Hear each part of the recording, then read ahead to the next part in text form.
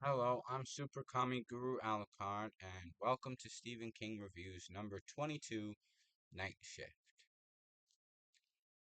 Today's number 22 of the books that I read is an awesome book of short stories. After my general review, I will list my favorite stories that I like. This is actually the first one of Stephen King's short story collections, and quite a good one, I think, overall, especially compared to some of the other ones.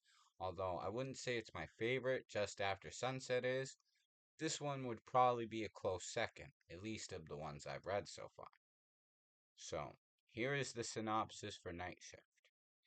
In places where fear dwells and blood runs cold, sinister forces and unspeakable things are working the night shift. From the depths of darkness where hideous rats defend their empire to dizzying heights where a beautiful girl hangs by a hair above a hellish fate, Night Shift will plunge you into the subterranean labyrinth of the most spine-tingling, eerie imaginations of our time. It is bizarre, horror, and terror, all in one. Eerie, irrational, and spooks galore, ought to chill the cockles of many a heart. Spine tingling, you'll be up all night. Great reading, chillers that might make even Hitchcock shudder. All very good comparisons. So, for horror factor, I gave this 9 out of 10 because all the stories actually are really scary.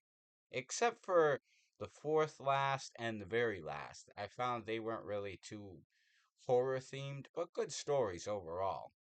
Um, for story quality, I gave it 10 out of 10 because they are all beautifully written and amazing short stories, which shows right at the beginning he was on top of his game and a master of his craft as far as the art of short stories, which is much different from writing a novel.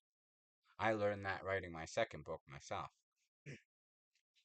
For suspense intensity, I gave it 9 out of 10 because almost all of the stories had me to the point I was, really on the edge of my seat and probably biting my nails if it was before I stopped biting or after I started again, of course. For memorable characters, I gave it 8 out of 10 because many movie adaptations were made from these stories because of all the great characters, which just goes to show that they were quite memorable.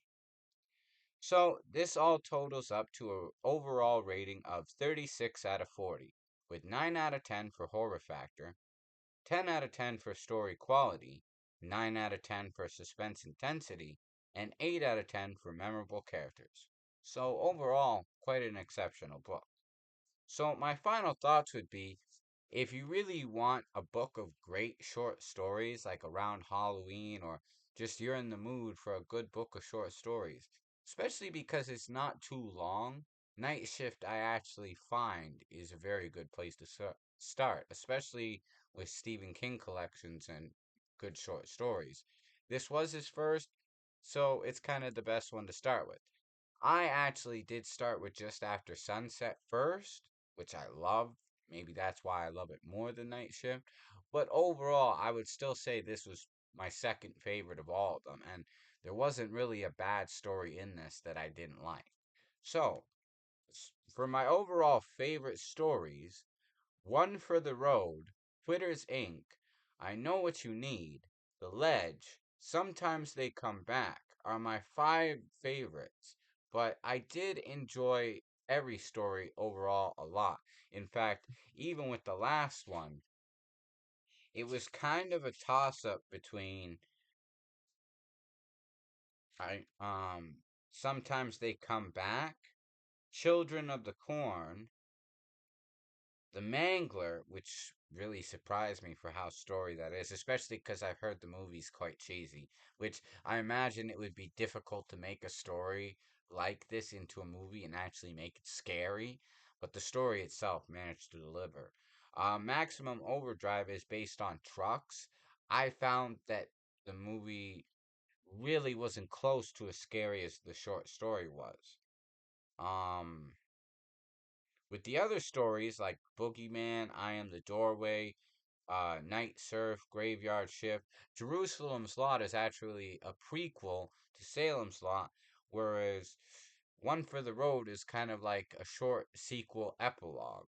Both are very good because Salem's Lot, as anybody who's seen the other reviews, was my all time favorite. So, yeah, overall, I mean, Jerusalem's Lot, great story. Graveyard Shift with the rats they made into a movie, pretty well done, although I actually found the short story was scarier. Night Surf is kind of like an additional part of The Stand. It takes place in the same world, and that was kind of interesting.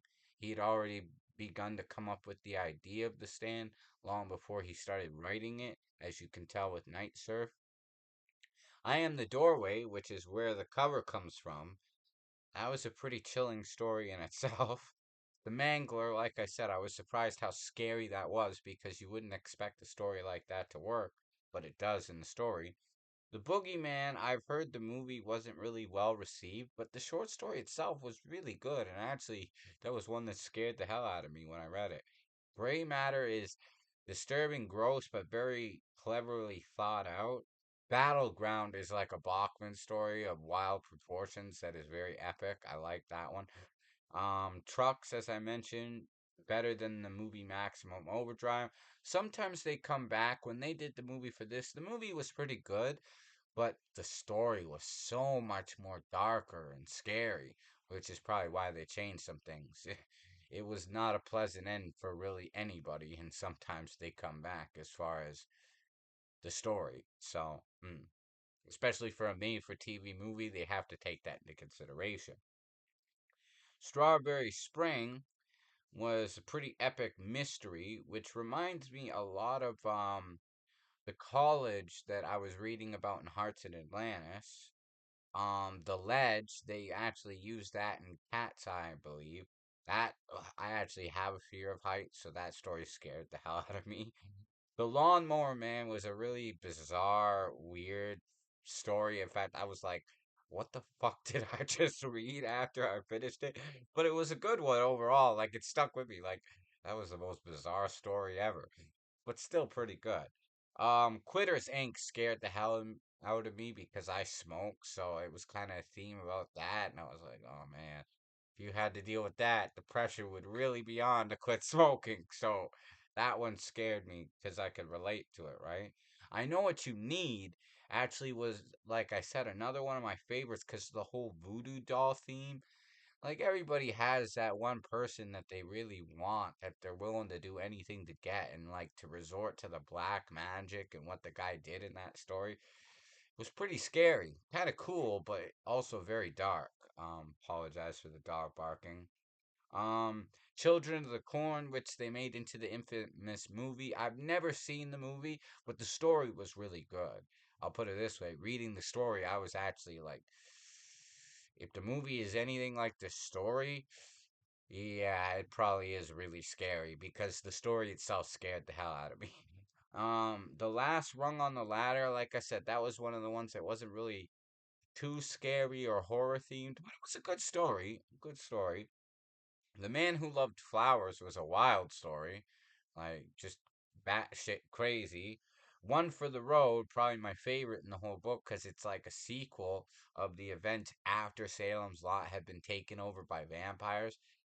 That was good and quite chilling, especially the girl who just wanted a good night kiss. That part chilled me to my bones, right? And then The Woman in the Room was a really sad, kind of melancholy story, but pretty good overall. And that's why I figured I'd give my thoughts on every little story, right? I didn't really say much about the prequel to Salem's Lot, but it was pretty scary and dark too. Seems like anything to do with Salem's Lot is forever meant to be dark and scary. But hey, book was, and that's what made it a classic. So that's my review for today. I hope everybody enjoyed it, and stay tuned for the next review, which we will post tomorrow. Have a good day, everyone. Bye. And peace out, matane.